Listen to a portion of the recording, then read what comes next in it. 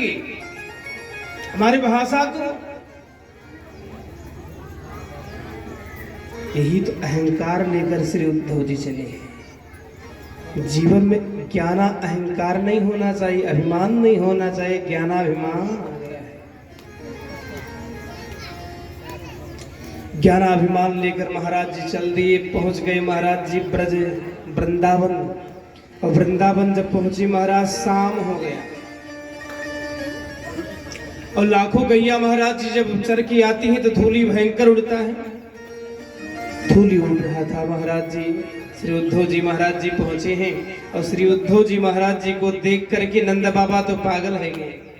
नंद बाबा दौड़ करके महाराज जी लगा कृष्ण कन्हैया आ गया है, दौड़ करके हृदय से लगाया, क्योंकि नंद बाबा पहचानते हैं। नंद बाबा ने विचार किया, ओहो ये तो कृष्ण नहीं है, ये तो उद्धव। लेकर आया, बैठाया, आदर किया। आदर करने के बाद अब नंद बाबा पूछे, कच्चिदम महाभाग सखाना सूरनंदना। लाला, हमारे सखा सूरनंदना सूरसेन के पुत्र श्री वसुदेव जी कैसे हैं?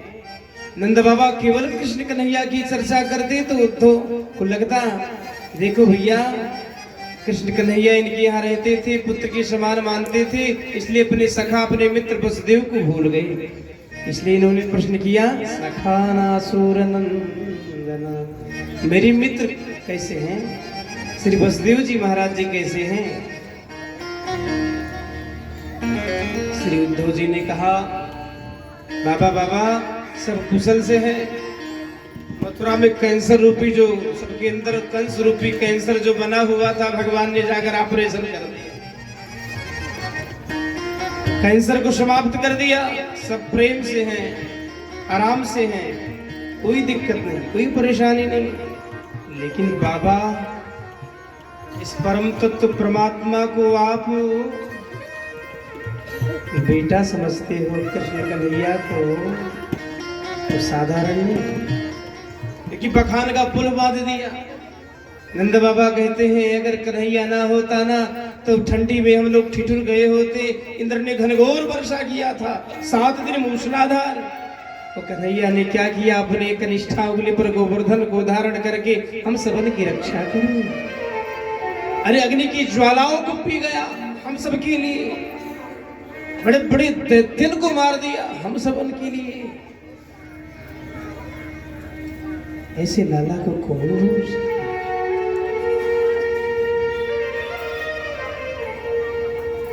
उद्धव जी ने कहा, बाबा जिस परम तत्व परमात्मा को अपना लाला अपना पुत्र समझ रहे हो ना, वो घटघटवासी है।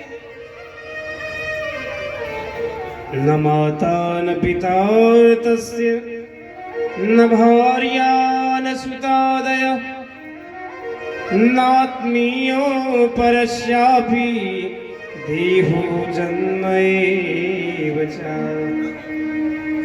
दृष्टं श्रुतं भूत भवत् भविष्यत् साधुश्चरिष्णुर्महदल्पकम् विना चित्यादि वस्तुतरां न वाच्यं सादैव श्रवं परमार्थभूता। बाबा घटघटवासी है, अंतः वही अवस्थितम, जैसे प्रत्येक लकड़ी में आग समाया हुआ जैसे प्रत्येक लकड़ी में आग समाया होता है, दूध की कड़कड़ में घी समाया होता है, वैसे हर जगह विद्यमान है, विराजमान है, कहा नहीं है। व्यावेष्टि व्यपनोति सकलमित विष्णु ईशावास्मिदं सर्वं यत्किंच जगत्याम जगत।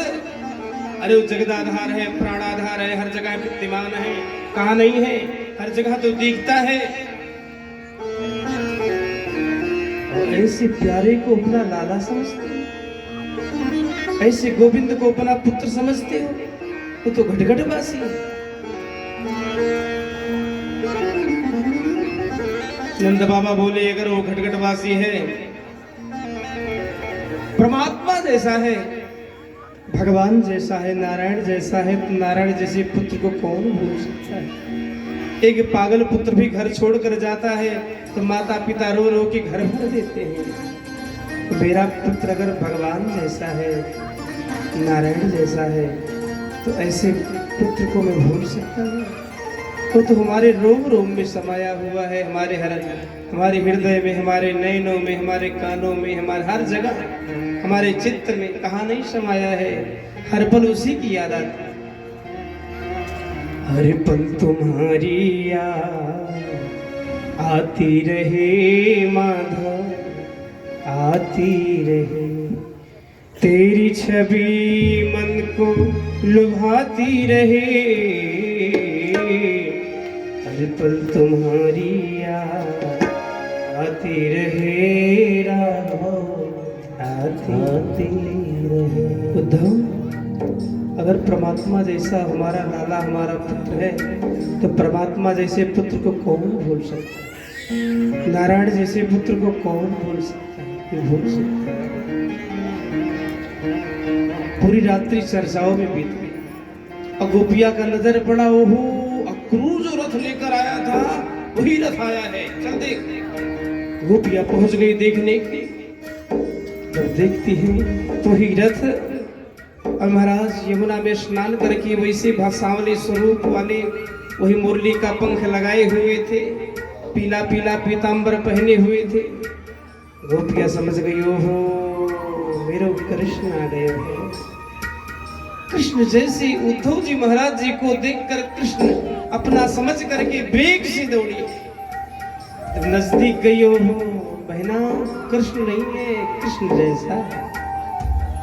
अगर परदेश गए हुए पुत्र का मित्र भी आ जावे तो तना ही आनंद आता है। आज भगवती गोपियां दौड़ती हुई आई, जब उद्धव जी का दर्शन करी है तो थोड़ा संतुष्टि मिली है। लगता है कृष्ण कन्हैया का मित्र आ गया। दौड़ती हुई आई, बोली आप कौन हो? क्या कृष्ण की अनुचर हो? क्या कृष्ण के मित्र हो? क्या कृष्ण की सखा हो? क्या कृष्ण के दूत हो? कौन हो आप? उद्धव जी ने कहा, देवी मेरा नाम उद्धव है, मैं कृष्ण कन्हैया का भाई हूँ, उनके काका का लड़का हूँ मैं। अच्छा, बैठ गई घेर करके। अरे वही पीतांबर, इसका सुगंध बहुत मैं जाना है, आज से नहीं आदि से जाना है, बहुत महक लिया है, साथ में बैठा है। ये मोर का पंख हमारे श्याम सुंदर कृष्ण कन्हैया ही लगाया करते थे। अब तो उद्धव जी महाराज टुकुर टुकुर ताक रहे, जो ज्ञान लेकर आए थे कि कैसा ज्ञान दूंगा समझ नहीं पावेंगी। अब केवल गोपियां बोल रही और उद्धव जी सुन रहे। गोपिया ने कहा, उद्धव कहां तक कपट कथा में बताऊं? अरे तेरो ही कृष्ण पूर्व जन्म में राम था, और राम के रूप में बाली का क्या बेचारा का दोस्त था, वो तो पशु था और छिप करके मार दिया। अरे सूर्पणखा बेचारी आई थी, सुंदर महाराज श्रृंगार करके विवाह की बात कर रही थी, उस सुरूपा को कुरूपा बना, नाक और कान दोनों काट दिए।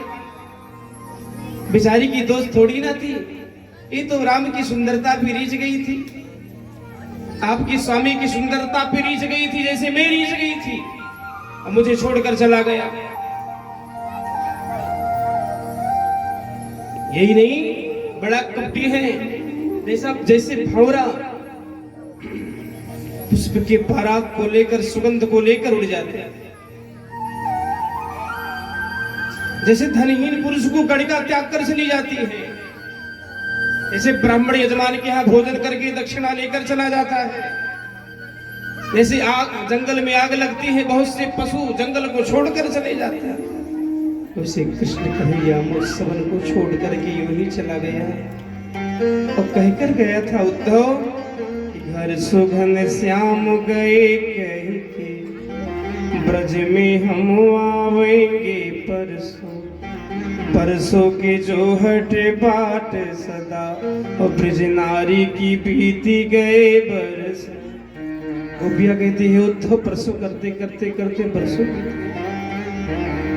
अच्छा ये बताओ, आपकी कृष्ण कन्हैया कब आएंगे? वो तो परसों कहकर गए थे, और परसों कितने वर्षों का होता है। कृष्ण कन्हैया का ज्ञान और उद्धव जी का ज्ञान ही समाप्त हो गया। आज गोपियों के असुरों में उद्धव जैसे महात्मा, उद्धव जैसे ज्ञानी का ज्ञान लुप्त हो गया, बह गया। उद्धव जी कुछ बोल नहीं पाए और गोपियां तो पागल हो गई। गोपियां चित्कार करने लगी, हे श्याम सुंदर, हमको छोड़कर यूं ही चले गए, ऐसे ही दुख दे रहे हो। उद्धव जी केवल टुकुर टुकुर देख रही हैं, ये तो भक्तिमती हैं, हमारे गोविंद को पहचानती हैं, जानती हैं। उद्धव जी महाराज जी का सारा ज्ञान अंत में श्री उद्धव जी महाराज जी क्या करते हैं? शरणार बिंदु भगवान हरि जय से चले गई। भगवान आप जब से चले गए ना, क्या करूं? जहिया से चले